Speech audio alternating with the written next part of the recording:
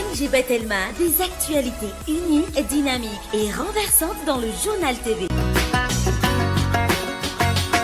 Ina, plus raffinée que jamais. Ita, huilerie industrielle de Tamata, isatram telo roa arivo. Lolotranao ny fampahalalam-baovao.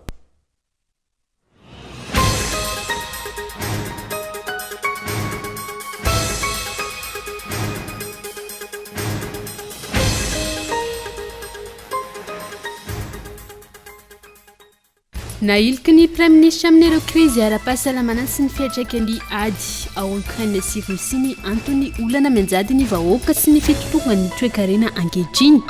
Miasa ny fanjakana araka ny votrana indritra ny tatitra ankapobeny ny zava-bitan'ny gouvernemanta teny Tsimbazaza androany. Tsy izay ny zava-misy amin'ireo sehatra maro ho ny fikambanana miaro ny izony mpanjifa.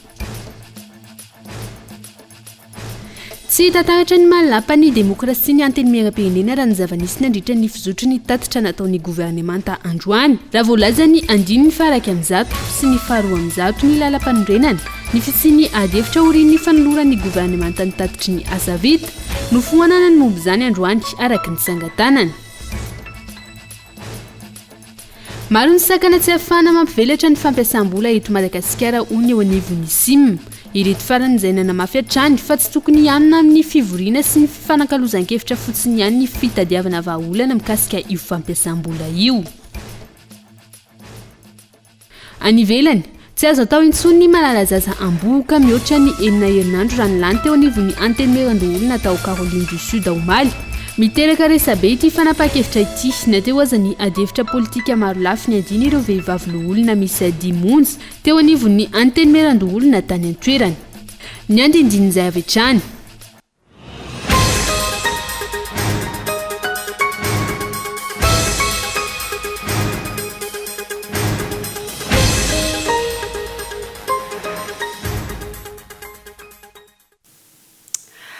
Lasy tomboko vavy ankasitrany ianao misafidy ny fahitalavitra Kolo TV ao amin'ity aliny 4 Mey 2024 ity miarabanao tonga soa eto amin'ny fampahalalam-baovao ny Kolo TV ho amin'ny androany asainatra ny sika rehetrarehetra ny tokantrano anaraka ny fampahalalam-baovao hatramin'ny farany anomboantsika izany ary na iliky ny Prime Ministre amin'ireo krizy ara-pahasalamana sy ny fiantraikany ady eo amin'ny Ukraine sy Russia ny antony olana mianjady ny vahoaka sy ny fitotonga ny toe-karena ankehitriny. Miasa ny fanjakana araka ny votrana indritra ny tatitra ankapobeny ny zava-bitan'ny gouvernemanta teny Tsimbazaza androany. Tsy izany ny zava-misy amin'ireo sehatra maro ho ny fikambanana miaro ny izony mpanjifa. Takina araka izany ny anoloran'ny fanjakana pirofo sy madrefy enti manohana izany zava-bitan'ny fitondrana izany ho ny filohan'ny komisiona nisahana ny fanombanana ny politika mpanjakana. Ny andidin'izay entiny Yves Richard. Manoloana ny taraina ny firaisamonim-pirenena, ny antoko politika, ny solombavambahoaka sy ireo mponina avy amin'ny faritra maro, makasika ireo teboka marary ny vahoaka sy ny toe-karena. Tsy niahotra ny Prime Ministre lehiben'ny gouvernemanta nilaza androany fa avy amin'ny krizy ara-pahasalamana sy ny fiantraikany ady eo amin'ny Ukraine sy Russia ny antondreo. Mandeha araka ny tokony ho izy ny fitondran'ny fanjakana vahaolana na izany ho an'ireo sehatra izay efa mandisy fanantenana ny maro, ny zava-misy toy ny tsy fandriam-pahalemana, ny fahantam-panjiro, ny sehatry ny ariana-kibon'ny tany, ny lavanilina, indrindra ny vidim-piainana. Ny inflation importée dia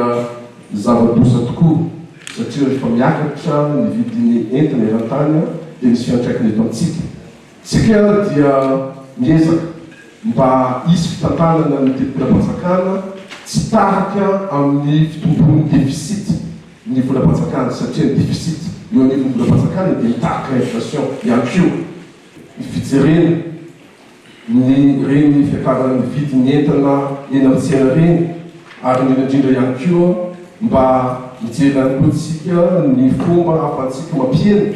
ny vidim-bary izay ahafahantsika avy ivelany. Ho an'ny filohan'ny fikambanana miaro ny izony mpanjifa malagasy na ny FIMZOPAM, tsy araka ny filazan'ny Prime Ministre ny zava-misy iainan'ny vahoaka ankehitriny. Tsy mandeha araka ny ambara ihany koa ny fitondrana vahaolana na izany ho an'ny vahoaka izay miaina anaty fahasahiranana lalina na ny toe-karem-pirenena izay tsy mitsaha mitotongana ihany koa. Raha ohatra ka mahatsapa le mpanjifa fa tsy misy tamberina makany aminy izy miasa ho an'izy zany le fanjakana. Io zany le fanontaniana. Miasa ho an'le olona izay manodidina anareo fotsiny ve? Miasa ho an'izay everina hoe kaikaikinareo fotsiny ve? trangany tsy fandriam-pahalemana fanendahana itsero dia mahatsara le very fanambola velo le mpanjifa izy ohatrany hoe tsy mandanizanizy antena hoe izy ny anterana dia ny mpanjifany hoe tsy eo anatina toko politika daholy fa reo mpanjifa ireo misy manohana anareo fa tsy ao anaty toko politika fa miara-mijaly amin'ilay vahoaka izay a tsy misitraka n'izany hoe tamberina izany fa na zay nanohana anareo ara dia mijaly daholy amin'izao fotoana izao dia samy mahatsapa-tena daholy hoe ahoana ary izy ity takina araka izany anolora ny fanjakana porofo sy ny maridrefy eto manohana izay zava-bita ny fitondrana izay hoy ny filohan'ny komisiona misahana ny fanombanana ny politika mpanjakana tatitra andavina ve no ahafahantsika manadiady ny fotsotry ny fivanga ny fitompiainana ny fotsotry ny fahasimbaniko ny lalam-pirenena mako ka manasarotra ny fivezivezen'ny olona sy ny fananana ny mbola njakana tsy fanjaki-sakafo no any vahoaka mahanisy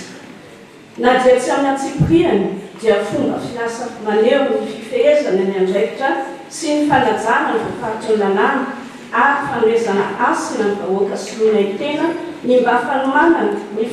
fanolorana ara-potoana ny famotinana feno ireo asa natao ho an'ny vahoaka malagasy noho izany takinay ireo maridrefy ny angana mampitahaina amin'ny vokatra omenanay ankehitriny ka ahafahanay manombana ny fagnombiazana na tsy ny praiminisitra lehibe ny governemanta sy ireo minisitra telo misahana ny fandriam-pahalemana eto amin'ny firenena no nanokatra ny tatitry ny asa vita ny governemanta teny anivo ny anteny mera-pirenena ny tapany maraina androany lafomba mikasika ny fifidianana kosa indray dia amin'ny 12 ny volana jolay ihany ny tokony ivoany didim-panjakana miantso ny mpifidy amin'ny fifidianana ho ny praiminisitra androany manoloana ny ayay ny firaisamom-pirenena ny antoko politika sy ireo mpisehatra maro mahakasika ny fanatanterahina ny fifidianana amin'ny tsy taona ity na mafisiny fa tsy maintsy hotontosaina ny fifidianana ary efa niara-nidinika amin'ny sendi ny anatanterahana azy ny governemanta raha ny lafo ny tedibola tsy manana fikasana ikitika ny lalam-pifidianana ankilan'ny fanjakana noho izany tsy hitondra soa ary tsy ampirindra ny fifidianana fa nampanazavana mikasika izay ny Saint Christian Prime Ministre lehibe ny governemanta tikoambarantsika fa tsy maintsy isy ny fifidianana ny politika betsaka antsika ny fantanina hoe maninona moa tsy avoaka foana ny daty fifidianana ny lalàna velona misantsika no mahatonga isika tsy maintsy anajana zany ny lalàna velona misantsika dia mametraka mazava tsara fa ny mpanjakana no miantso ny mpifidy ifidy amin'izay fotoana tonga anao amin'ny fifidianana io didim-panjakana io apetraka ny lalàna ihany kio ny amin'ny fotoana inona tokony ametrahana zay apetrany mazava tsara fa 90 jours au moins no tokony akana zay didim-panjakana zay eo amin'ny ny firan-kevitry ny gouvernemanta amin'ny fiantsona ny collège électoraux amin'izay fifidianana ny voalohan'ny republika zay no mahatonga antsika amin'izao fotoana zao raha manaraka tsara ny chronogramme ny seni manometraka ny hoe tokony amin'ny faharoapolo jolay zay ny proposition selina no tokony avoaka ny fiantsona ny olona ifidy midika zany fa raha faharoapolo jolay araka ny chronogramme zay nomany senia no tokony naovan'izay mbola tsy maintsy akanevitry ny fitsarana mombalam-panorenana ny gouvernemanta mahakasika an'izay Vaovao eny anivo ny anteny mera-pirenena izay hatrany tsy hitatahatra ny mahalapa ny demokrasia ny anteny mera-pirenena raha ny zava-misy nandritra ny fizotra ny tatitra nataon'ny governemanta androany raha voalaza ny andiny faharaiky am'zato sy ny faharoa am'zato ny lalam-panorenana ny fisiany adievitra aorian'ny fanoloran'ny governemanta ny tatitry ny asa vita no foanana ny momba izany androany araka ny tsangatanana fanapa-kevitra izay ny arovan'ireo solombavam-bahoaka maro anisan'ny governemanta manoloana ireo fanontaniana sy tsikera ho apetraky ny solombavam-bahoaka sasany fanadidina niakatra ny maripana teny anivo ny anteny mera-pirenena nandritra ny fanoloran'ny governemanta ny tatitry ny asa vita izay nosokafan'ny praiminisitra androany Antony raha tokony narahana adevitra ny tatitra natao araka ny voalazany andiny ny faharaiky ambizato sy faharoa ambizato ny lalam-panorenana tsy izay ny zava-nisy nanaovana tsangatanana manokana ny momba izay ka nijanona tamin'ny fanaovana tatitra ny fiaonana androany. Iza no manaiky fa tatitra fotsiny ihany eo alefantsika medalana Andriamatoa Premier Ministre.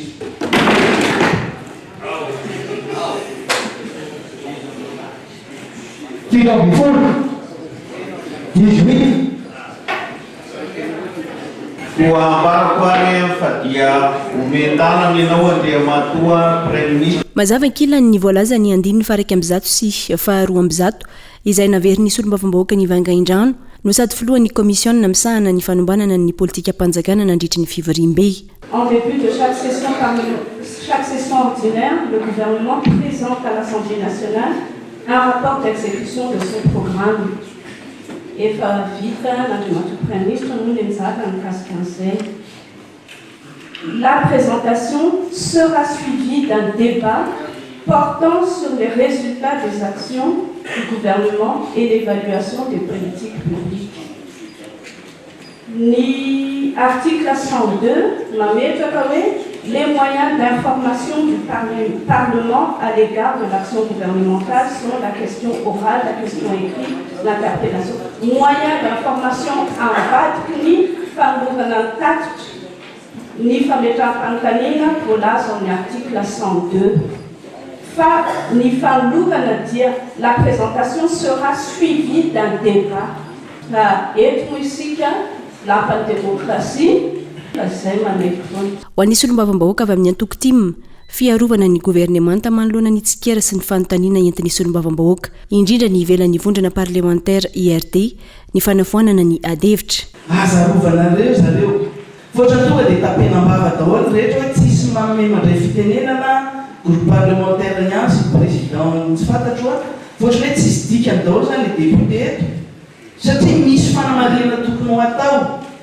Isika efa tsy nisy fionana tamin'ny farantaona tatitra zana satroka zany tamin'ny farantaona tsika efa tsy nisy rencontre tsisy question réponse tamin'ny farantaona taoriana ny motion de censure iny dia izao indray arovana reo andana mandeha tsisy dika ny ionana eto raha ohatra ka hieny fotsiny izay dia afaka mianao amindreo mpanao gazety rehetrarehetra amin'ny radio fa matoy sombamboaka tonga eto resaka fifanajana le izy satria voalazana lampandrenana tsy ny apatelonko ny député no tonga eto amin'izao fotoana zao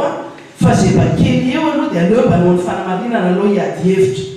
satria nisy motion de censure no tapahana tany tsy navela tonga hatramin'ny farany dia zay zavatra zay mba tiana tena apetraka amintsika hoe aleo izy hiady hevitra aloha satria ny zavatra antaniana be lehibe. Mba hosihosy ny mahalapa ny demokrasia ny antenimera-pirenena raha ny zava-nisy androany hoy ny fanazavana. Aiza hoe zaraka izany ny andraikitra ny fahefanam-panao lalàna izay natao anara-maso ny fahefanam-panatanteraka. Mbola manao ny asany araka ny tokony izy amin'ny mahasolombavambahoaka azy ihany koa ve ireo mpikambany ny antenimera-pirenena. Eo amin'ny pejy ny toekarena kosa indray maro ny sakana tsy ahafahana mampivelatra ny fampiasam-bola eto Madagasikara hoy eo anivon'ny simana ny syndicat des industries de Madagascar ireto faran'izay nanamafy hatrany fa tsy tokony hianona amin'ny fivoriana sy ny fifanankalozan-kevitra fotsiny ihany ny fitadiavana vahaolana mikasika io fampiasam-bola io. Fanadidina ity ny Gaeton Andriatsilafo. Maro ny olana sedraina amin'ny tontolon'ny fandraharahana sy ny fampiasana vola eto Madagasikara. Mbola tsy nahitana vahaolana hatr'izay ka hatramin'izao. Isan'izany ohatra ny tsy fahampian'ny herinaratra azo trandrahana ahafahana mamokatra araka ny tokony ho izy, ny tsy fisian'ny mangarahara, ny tsy fisian'ny antoka filaminana amin'ny fampiasam-bola, ny tsy fitovian-danja eo amin'ny fampiarana ny lalàna sy ny maro hafa. Ankoatr'ireo, olana tsy maintsy vahana ihany koa ny lafin'ny fotodrafitrasa sy ny lalana. Zavatra tena resahana aloha voalohany indrindra dia tokony apetraka aloha ny infrastructure, ny lalana zany voalohany indrindra. Satria ny vokatra tsy mivoaka raha fa tsy misy lalana, na ny akora zany na ny vokatra vita. Faharoan'izay eo ny herinaratra fa mazava ho azy rehefa mipetraka ireo zavatra ngezabe anankiroa ireo afaka mametraka tsika hoe inona ny lalàna ifehezana azy dia rehefa mipetraka daholo zay tokony hirosotsika. Lany teny anivony antenimera-pirenena ny 20 Mey lasa teo ny volavolan-dalàna momba ny fampiasam-bola eto Madagasikara. Tanjona amin'izany ny hanatsarana ny tontolon'ny fampiasam-bola eto amintsika ka isitona ireo mpampiasa vola avy any ivelany sy eto an-toerana amin'ny alalan'ny fanalalahana ny sehatra sy ny fampitovian-danja ny mpampiasa vola na avy any ivelany na ny eto an-toerana. Tsy tokony hijanona amin'ny fametrahana ny lalàna sy ny fikaonan-doha etseroa ihany izany hoy ny ao anivon'ny sim na ny syndicat ny indostria malagasy. Betsaka reo fikonan-doha atao fa le fikonan-doha natao inona ny vokatra azo tsapaitanana tokony ilaina zany hoe apetraka mazava inona ny tanjona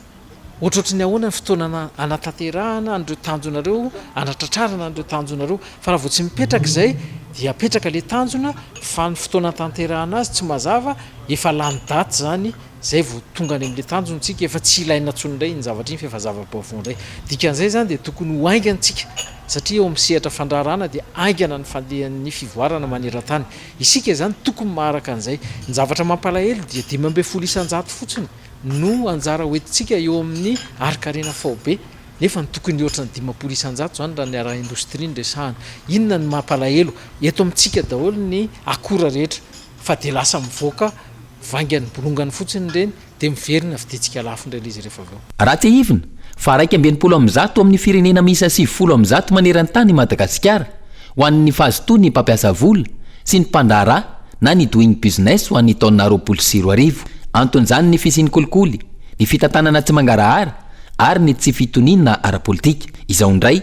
manampy ny olana ny resaka angovo ary samy mitaraina noho ny afitoky ny jirama avokoa ny rehetra.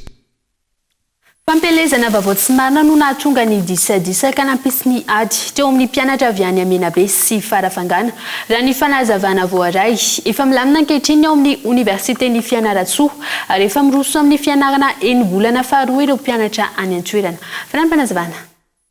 Ny fandraitanana ireo mpianatra avy amin'ny distriktan'ny Farafangana sy avy any amin'ny faritra Amenabe mandrato fianarana ao amin'ny Université Fianaratsoa taorian'ny fampiresana natao teo amin'ny Roatonta. Vaovao tsy marina ho izy ireo no nahatonga ny fifandonana teo amin'ny samy mpianatra ka melohina ny tranga tahaka izany. Eto zahay mpianatsy ny avy any Simandrefana dia manameloka any famparitahana vaovao tsy marina izay ataony hoe fampikortana eto anivon'ny université. Dia manaraka an'izay koa somary mahagaga ihany fa ny sariny mpikambana ao anatin'ny fikambanana Simandrefana no aparitaka ao anatin'io tambazotra serasera sy anatin'ny gazety. Eto zay dia manameloka andreo vaovao sy marina hahelin'olona satria inona ny antony efa nilamina izay aty ary diso daholy ireo vaovao haelo ireo milamina izahay etiky anivon'ny Universitén'ny Fianarantsoa sy sony disadisa lainga ny ankoatran'izay. Raha tsy ivina mpianatra misa 7 no naratra vokatry ny fivandonana teo amin'ny Roatonta. Fanapahan'ilay mpianatra iray avy any Menabe ny akondro maniry akaiky ny tranon'ilay mpianatra avy any Farafangana no niteraka ny ady ka nahatonga ireo naratra. Milamina ny toedrarà ary miroso amin'ny fianarana enimbolana faharoa ireo mpianatra. Efa nisy avitrano koa moa zany ny fandraisana tanana ireo trapoavoazana amin'izao tsika ny teny izao dia efa milamina tanteraka ny aty amin'ny université ary efa miroso amin'ny fanatanterana ny enimbolana faharoa na ny semestre 2 ny établissement rehetrarehetra. Tsy aivina tsy nitao fianaratsoa ihany no ny disadisa teo amin'ny samy mpianatra no nahatonga ny firehetana ka nahamay ny campus tao Mahajanga ny volana febroary lasa teo.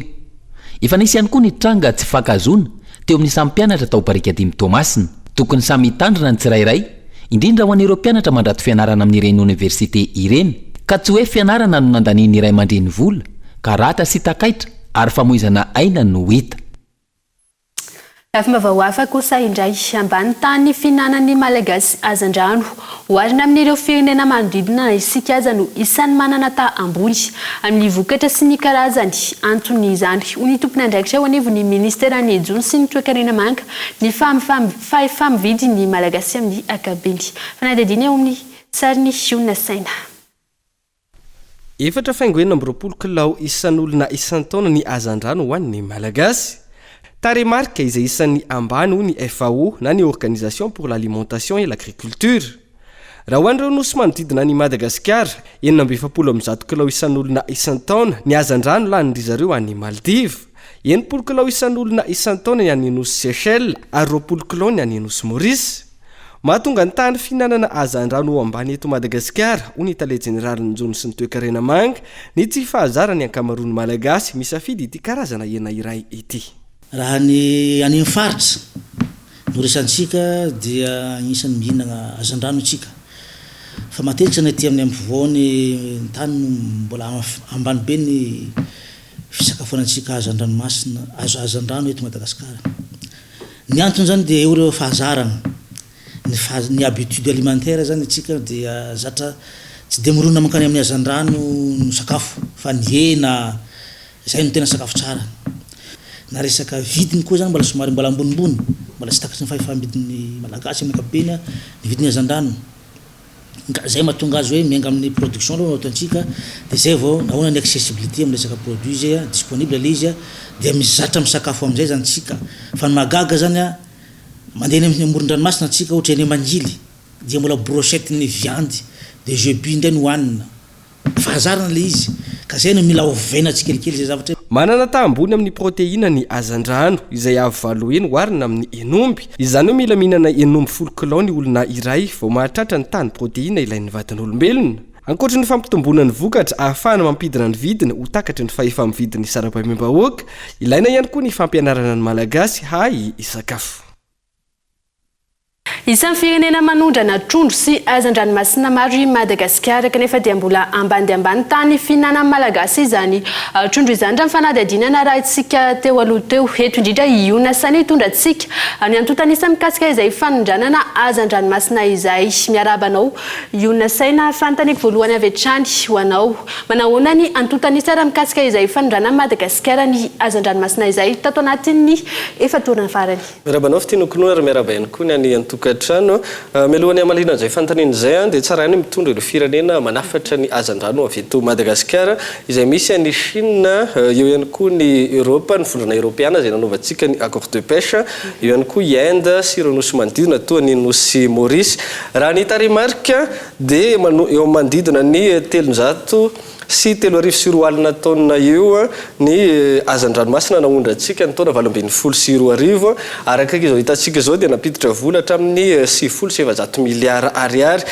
Tsy nitsahatra niakatra izay fanondranana azan-dranomasina nakany ivelany izay araka izao hitantsika amin'ny sary izao ary natratra hatramin'ny 700 miliara ariary mahery ny vola nampidiriny izay azan-dranomasina izay eo amin'ny kitapo-bolam-panjakana izay mametraka ity sehatry ny jono ity ho isan'ireo mampidi-bola betsaka ihany koa anatin'izay kitapo-bolam-panjakana izay ary ny 700 ny PIB no avy aminy.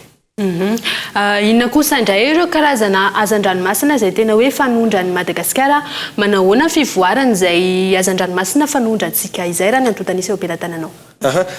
Ny makamba no isan'ny ahafantarana ny Madagasikara rehefa nazahoantsika ny label mihitsy ary moa izay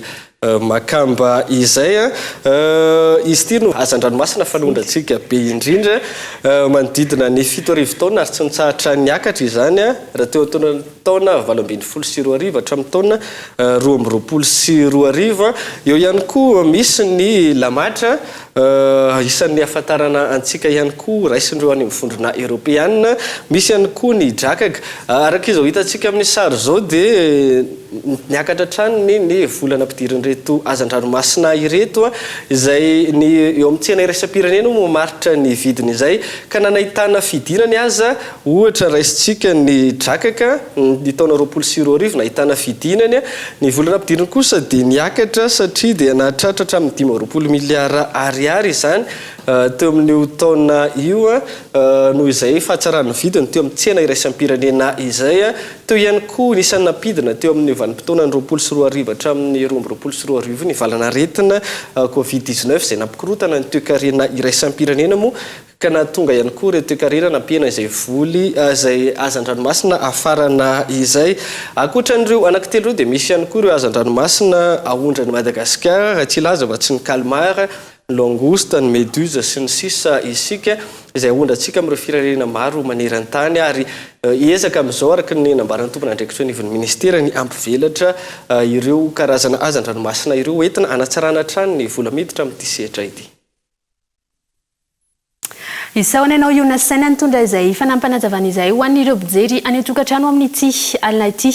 dia izay koa mamarina ny tapany voalohany fampahalalam-baovao mamy fotoananao aoriany dokabarotra voy.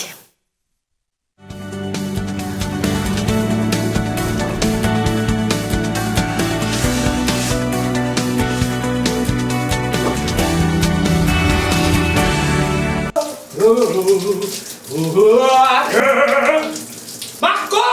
L'ordinateur!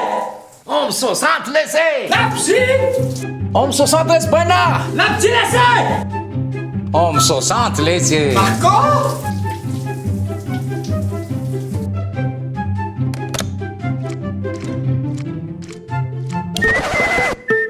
balika homme 60 jiro antona telo lehibe jiro ny tanana ray mandeha amin'ny herin'ny masoandro avokoa ary afaka mamahana finday manomboka amin'ny 700 ariary monja isan'andro mandra-pahefanao ny vidiny manontolo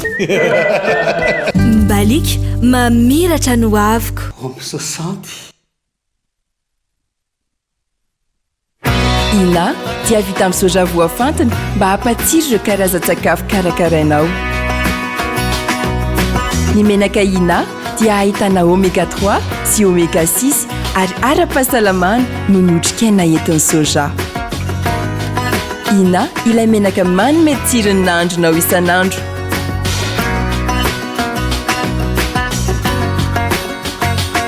ina plus raffiné que jamais ita huilerie industrielle de Tamata misatra amin'ny telo sy roa arivo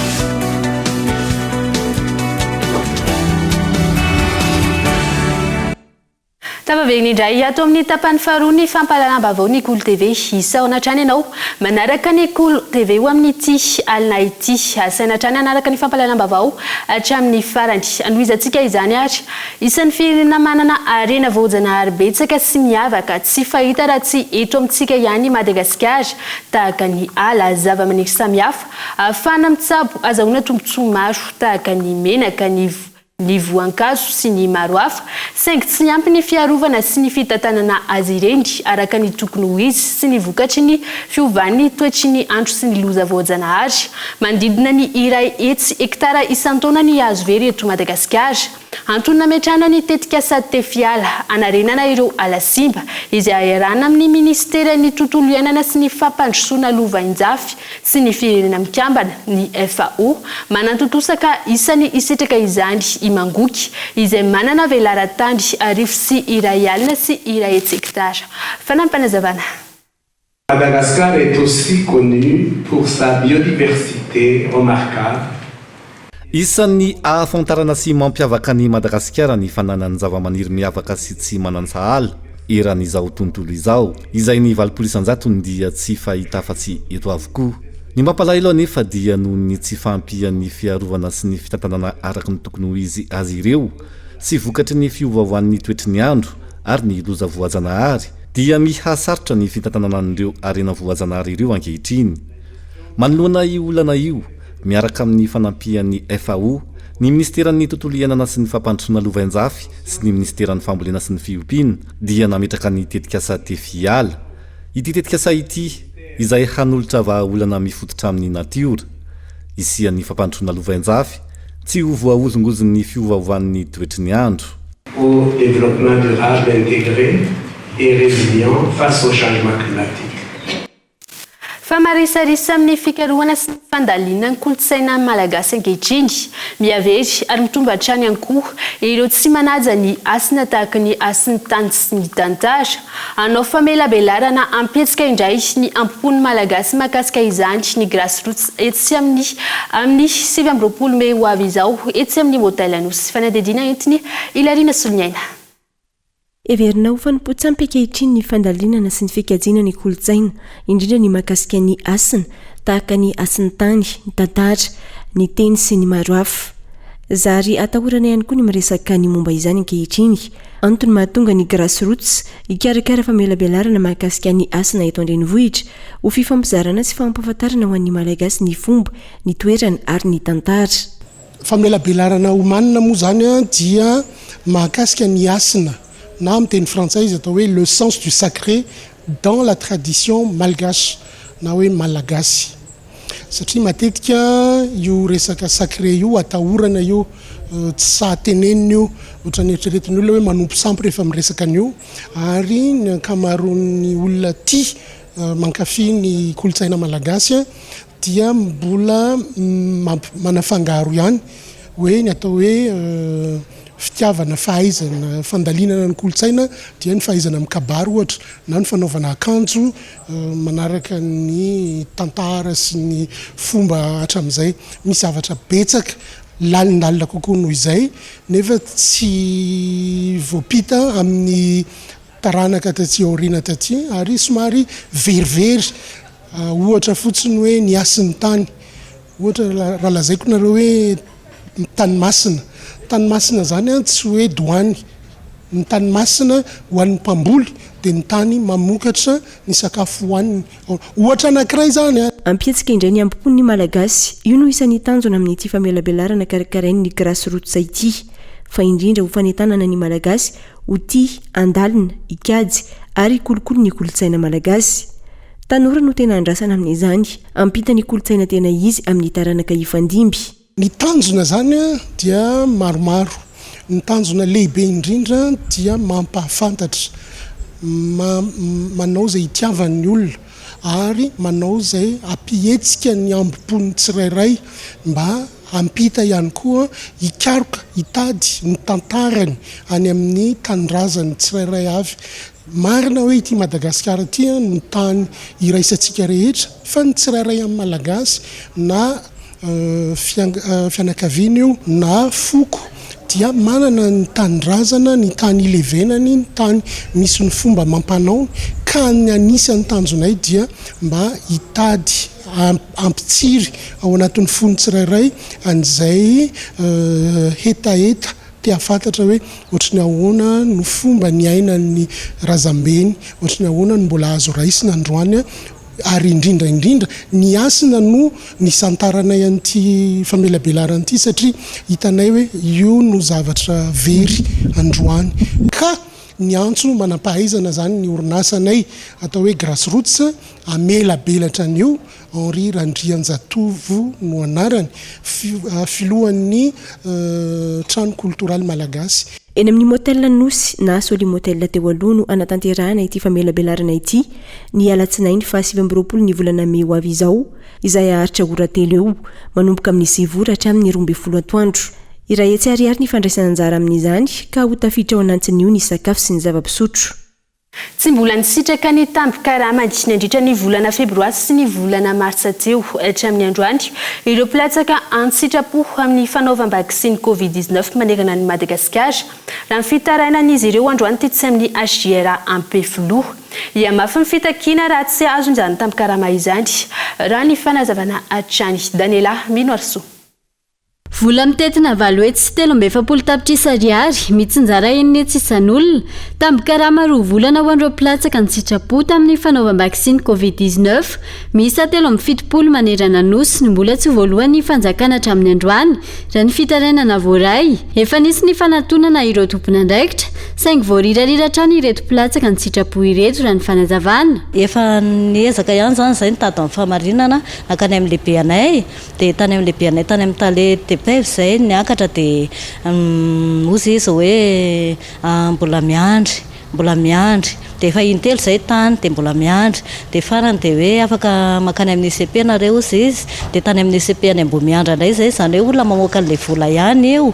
dia ozy izy hoe tsy misy idiranay zany fa ny any amin'ny DPV ihany no lisitra makany makaty aminay zany hoe lasa mivezivezy be zany zay tsy fantatra intsony zay ale dia mangataka ny zay responsable n'io zavatra io zany na mangataka ny andriamatoa filoham-pirenena mihitsy ny angambany zay hoe mba jereo akaiky zay satria naniditra tato ary zay dia tsisy contrat nidiranay tato fa tonga dia niditra fotsiny efa recruté tany zay dia vao nivoaka zay dia to dia niditra ny asa tato dia vao niditra tato zay amatona maro zay ny asa tato tsy mba nisy considération mihitsy hoe reto olona reto mba ohatr'izao fa dia zay arabedy foana tato dia voaroaka raha vao miteny ohatr'izao zay zao dia voaroaka zay sisa zany ny afaka mijoro fa ny ankizy ao ambadika daholo tsy afaka misetele tsony zareo dia matahotra izy dia zay zany mba hoe mba mangataka ny andamin'ity anay a février sy mars mba hoentinay ady amin'ny fiainana satria volana maro zay dia natsahatra ary tsy misy préavis akory izy io a hoe amin'izao nareo mijanona fa androany dia androany a dia raha pitsonareo dia tsy miverina tsony fa tapitra ny contratnareo Jeivina nitsahatra ny farany volana martsa teo ny asa fanaovam-baksiny eny anivony ny vaccinodrome ho an'ireto platsaka ny sitrapota amin'ny fanaovam-baksiny covid ireto manoloan'izany mitaky ny voaniny tamikaraman'izy ireo 2 volana atao anatin'ity herinandro ity ireto platsaka ny sitrapo ireto mialohany rosoan'izy ireo amin'ny dingana mafimafy kokoa. Nandalo tao amin'ny faritra vakin'akaratra ny saina faneva ny fahazatona ny semipi na ny sekoly miaramila-pirenena ao Fianaratsoa nandray izany tamin'ny fomba manetriketrika ireo maitso milaly ny sekoly ao Antsirabe izay mivondrona ao anatin'ny fikambanana antsoina hoe ancien des enfants troupe. Fanadidina entiny Andrinirina Randriamiasoa Kolo TV Antsirabe. Dia be namakivaky ny tanàna Antsirabe no nandraisan'ny section vakin'akaratra ny saina faneva ny fahazatoana ny semipi na ny sekoly miaramila-pirenena ao Fianaratsoa eto Madagasikara. Feny zatoana kehitriny ity sekoly ity raha ny taona 1379 no nanomboka nanofana miaramila voalohany ka mandraka kehitriny. Araka izany dia maro ireo mainty milany navoaka ny sekoly ka nivondrona ao anaty fikambanana atao hoe AET na ancien des enfants de troupe. Isy ny etsika marobe izay ataon'ireto mainty milany ny sekoly ireto ho mariky ny fankalazana ny fahazatoana ny sekoly miaramila-pirenena izay efa nanomboka tamin'ny diabe ny ainga tany Andrenivohitra ny etsika dia izao nandalo teto amin'ny faritra vakin'akaratra izao ary azo ny faritra Moromanitsy ny Matsiatra ambony. Mandray anay eto ny section vakin'akaratra le diabe moa mitondra an'io fanion hitantsika oriny eo dia mitety an'ity tany ity zay manaraka ny RN7 dia ambositra koa zay midina dia ohatr'izany tonga ny Fianarantsoa dia ankoatr'izay misy le borne kilometrika apetraka amin'le toerana rehetrarehetra nisan'ny sekoly miaramila-pirenena hatramin'izay tao Betongolo tery Andafaivaratra dia ao Besorotra ao Tsaramandrosa any Lakamisy tegnina dia ny farany ao Beravina Fianarantsoa. Efa maro ireo manamboninahitra nivoaka tao amin'ny semipi izay manodidina ny 4,000 mahery izay tsy voatery ho miaramila fa tanandraikitra maro eto amin'ny firenena raha ny fanazavana trano. Antsika amin'ny fahazato taona zao eo amin'ny 4135 ny isan'ny olombelona nivoaka tao amin'ny sekoly io. Mitanandraikitra maro amin'ity firenena ity. Tsy voatery miaramila fa misy ny miaramila, ny zandary, polisa, misy ny administrateur civil, misy ny dokotera, misy ny vétérinaire, misy ny opérateur économique. Araka izany dia mbola hitohy any amin'ny faritra Matsiatra ambony ny fankalazana ny fahazatoana ny sekoly miaramila-pirenena na ny semipi izay sekoly manofana miaramila eto Madagasikara. Any Antsirabe hatrany sekoly tsy miankina iray mampiofana manokana momba ny mekanika auto sy ny momba ny auto école no nisitraka fampitaovana avy amin'ny tetika samiary tao amin'ny faritra vakin'akaratra. Misy 10 ireo ankizy manana fahasembanana mandrato fampiofanana ao amin'ity ivotoerana ity ary tanjona hony lehibe ny tetikasany manampy ireo toeram-panofanana arakasa mba hahafan'ireo olona manana fahasembanana mivelatra amin'izay sehatra asa izay. Fanampanazavana. Ivitoeram-piofanana 10 amin'ireo faritra 3 eto Madagasikara no efa nisitraka tolo-tanana sy fanampiana avy amin'ny tetika samiary ary anisan'izany ny faritra vakin'akaratra. Misy 10 ireo mpianatra manana fahasembanana mandrato fanofanana eto amin'ity ivitoeram-panofanana tsy miankina amin'ny fanjakana eto Antsirabe ity izay mampiofana manokana momba ny mekanika auto sy ny auto école. Efa nanomboka ny taona 2024 no nisy ny fiara-miasa nirana tamin'ny tetika samiary raha nambara ny tompon'andraikitra. Ary tafiditra ao anatin'ny vilan'ny tetikasa ny fanohanana ireo fobe toerana fanofanana arakasa izay mandray tanan'ireo olona manana fahasembanana hoy ny filohan'ny tetikasa miary izay tonga taty toerana. Ao anatin'ny tetikasa ny fanampiana sy fanohanana an'ireo le foibe toerana, foibe mpiofanana izay mandray olona manana fahasembanana dia misy ny fitaovana atolotra mba hahafahan'ny toeram-piofanana mampiofana tsara sy mihodina tsara dia anisy ireo le fitaovana maromaro izay natolotra ireo izay inona fa hanampy tokoa andreo le mpampianatra sy ny tompon'andraikitra amin'ny fampiofanana. Misy ekipa ny tetikasa eto vakin'akaratra dia ireo ekipa ireo zany no menandraikitra hijery sy tilo hoe iza no tokony mena an'le fitaovana dia zay no nahatonga ny safidy hoe teto amin'ny FPM fa anisan'ny masivana anankiray iaho hoe fisina olona manana fahasembanana miofana ao amin'ny le foibe toerana ary ny faneken'ny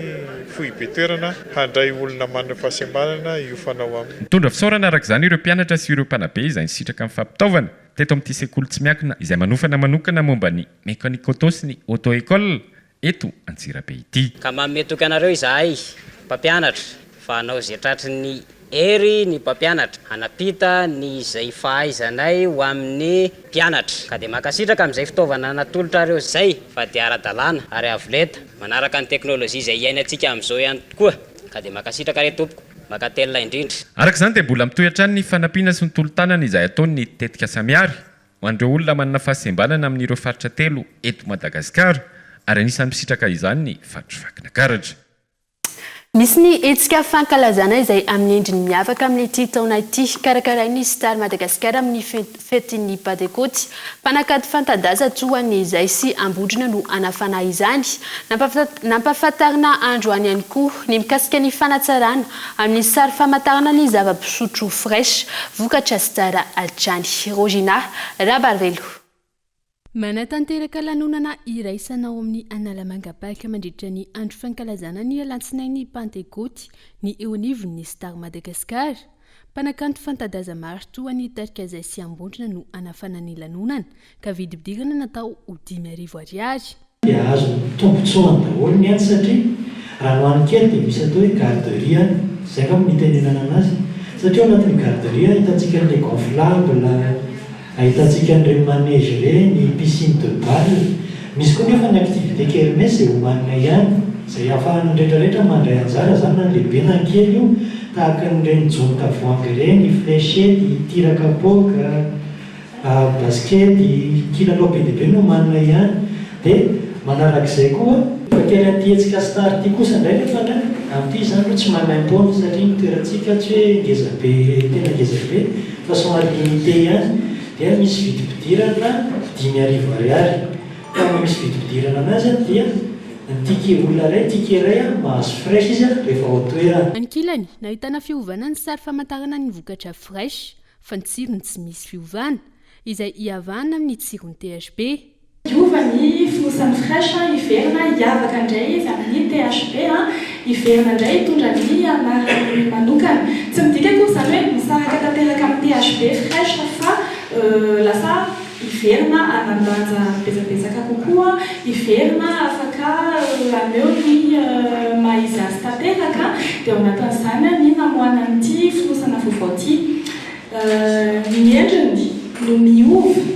fa ny tsirony tsy mova fa ilay efa nakafizana azy hatramin'izay ny fonosana fotsiny no atsaraina nefa koa tsy ivoana amin'ny tontolo efa nahafantarana azy hatramin'izay. Manoloana izany nisokatra ho an'ny rehetra ny lanonana izay manomboka amin'ny 7 ora maraina ka voafetra ho 5,000 ka hatramin'ny 7,000 ny isan'ny olona ho tonga. Tsy ampy ny fampahafantarana ireo olom-pirenena amin'ny fiarovana ny tontolo iainana. Antony masimba izany ankehitriny rosto amin'ny fanentanana tamin'ny alalan'ny zavakanto manoloana izany ireo mpikambana eo anivon'ny teinturerie ampasan'ny malo. Fanadedina. Iasi mandontolo iainana eto amintsika miaripaka ny ala afaka entanina amin'ny alalan'ny kantony tsirairay iarovana ny tontolo iainana ohatra amin'izany ny fanaovana sary hosodoko ny mozika sy ny maro hafa tanjona amin'izany ny miaro ny tontolo iainana ny fandraisany rehetra ndraikitra amin'ny fikajiana ala ny rano sy izay rehetra misy eo aminy. Fanolorana ny andian'ny faharoa ny tetikasa ary biodiversité izay iarahan'ny association la teinture miasa sy ny fondation des arbres protégés FAPDM concours de projet anazy zany dia misy appel ho atao izay hisariana ny mpanakanto na ny fikambanana misehatra ao anatin'ny fampirovana ny zavakanto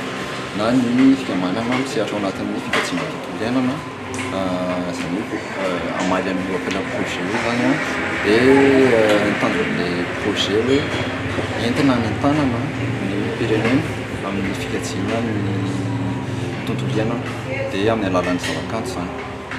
azon'ireo mpisehatra eo anivony zavakanto ny mitrandraka sy makatra kefa izay mivelatra ara-kolotsaina ka tsy mivoaka amin'ny fikolokoloana ny zavaboary. Ny mampiavaka azy amin'ity taona ity zany efa andiany faharoa amin'izao dia ny andiany tamin'ny herintaona zany efa misy lohahevitra foana isan-taona izay erany erak'izao tontolo izao manao momba ny resaka biodiversité dia ny amin'ity taona ity resaka fifanarahana manjary asa anarina karazany zavamananaina izany hoe atsoina zany ireo mpisehatra rehetra anatin'ny fikojakojana tontolo iainana mba tsy hijanona fotsiny anatin'ny resaka fa tena hoe irosaka an-tsehatra amin'ny fanatanterahana ny fikojakojana ny tontolo iainana. Isan'ireo fikambanana mandray anjara amin'ny fiarovana ny tontolo iainana ny tenduriry izay mpisehatra amin'ny tontolo ny kolotsaina ary manentana amin'ny mpiray tanindrazana aikady ny arena voajanahary izay hita eto Madagasikara izy ireo. Fanitsidika ny dioseziny Mananjary ny nonsa apostolika Thomas Grisat nandritra ny efatrandro ka nitokana sy nitsodrano ny hôpitaly tsy miankina Sainte-Anne ao Marovay, commune ambanivohitra Tsaravari. Olo manakaja maro, sivily sy miaramila nitonga nanome voninahitra ny fotoana ka isan'izany ny ben'ny tanàna ao amin'ny commune ambanivohitra Mananjary. Zava-dehibe ny fisiany foto-drafitrasa vaovao sy manara-penitra tahaka izao ho ny ben'ny tanàna any an-toerana izay nanolotra fisaona manokana ho an'ny mpirehetra miasa ao an-toerana. Fanampanazavana. Amin'ny mahamerany tena dia voninahitra ny commune iara-iasa amin'ireto tompon'andraikitra ato amin'ny hôpitaly Sainte-Anne ireto. Misaotra ny pera Zaizy fa hatramin'ny volana taona 2024 ka hatramin'izao dia tsy mety reraka ianao amin'ny fanaovana asa soa amin'ity commune iadidiako ity ary mbola mirary ny fitohizan'izany fiaraha-miasa izany ary mbola vonona iara-iasa aminareo ny tenanay. Misaorana ihany koa ianao Monseigneur José Alfredo izay nanampy sy nitrasatra nanampy amin'ny pera Zaizy amin'ny fanatontosana ny zava-drehetra na fahasika na vita ity toeram-pisaboana lehibe ity. Eo amin'ny trangam-piarahamonina kosa indray ombany no fantatra ireo voarory mikasika ny fahafatesana nampiayay ilay mpianatry ny Universitény Mahajanga izay hita faty niantona tamin'ny Vodimanga tamin'ny maraina ny 10 Mey lasa teo. Olona miisa 4 no nahiditra amponja Vodimaika, isany amin'izany rahavaviny ilay sakaizany ary ny mpivady tompotranon'ilay tovolahy maty. Anja Robert, Kolo TV Mahajanga. Nahiditra ponja Vonjimaika ny aliny talata 13 Mey ireo olona miisa 4 voaroiroy tamin'ny famonoana mampiayay an'ny tompo-kilasa loy izay mpianatry ny Universitény Mahajanga. Ratsaivina dia hita faty niantona tamin'ny tady teo amin'ny manga izay tsy lavitry ny trano misy ilay sakaizany ny nofo mangatsiaka ny tompo-kilà ny andro ny fadiminy volana Mey teo.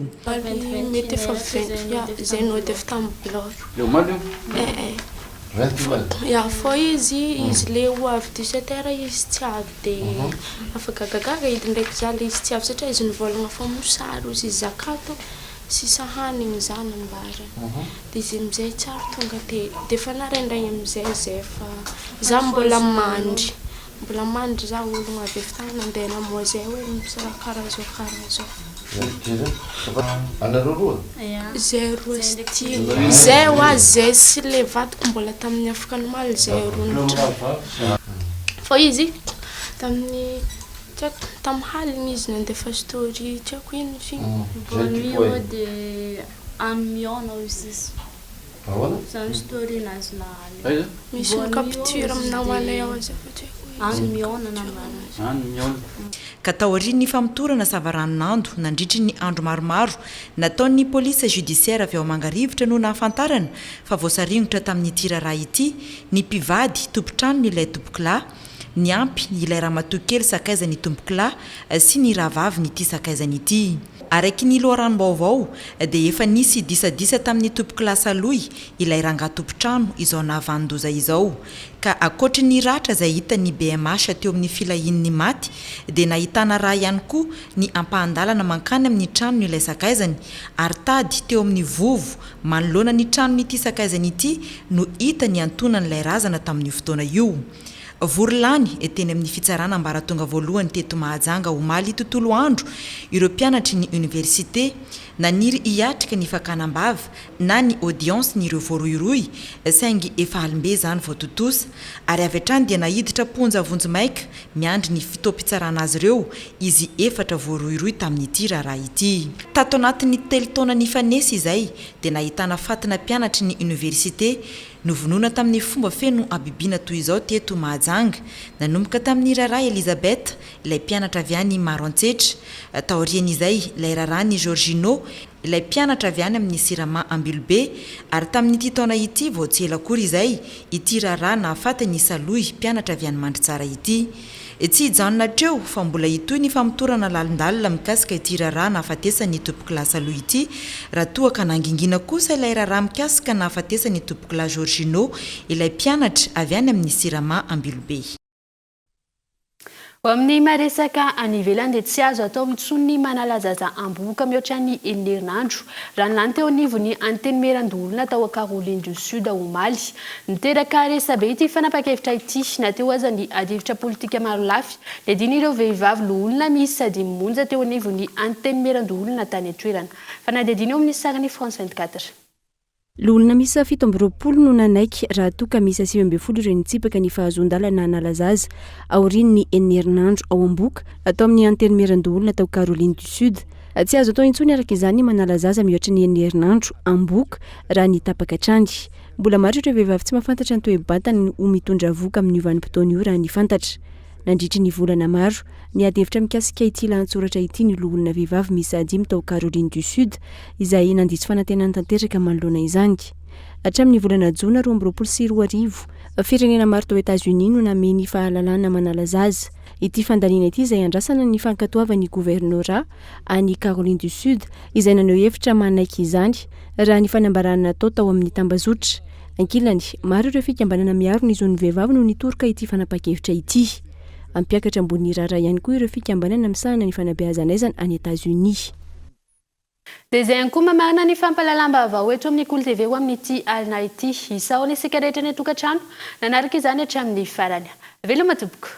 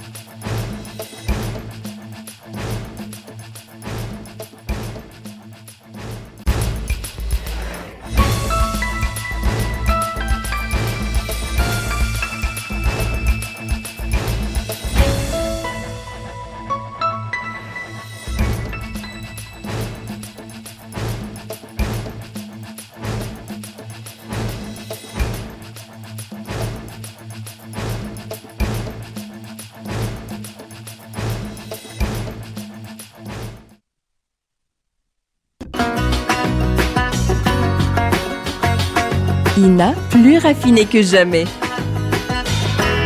Ita, huilerie industrielle de Tamata, Isacham Telsulu arrive. Vous a présenté Ni Vaovao. 5G Batelma, des actualités uniques, dynamiques et renversantes dans le journal TV.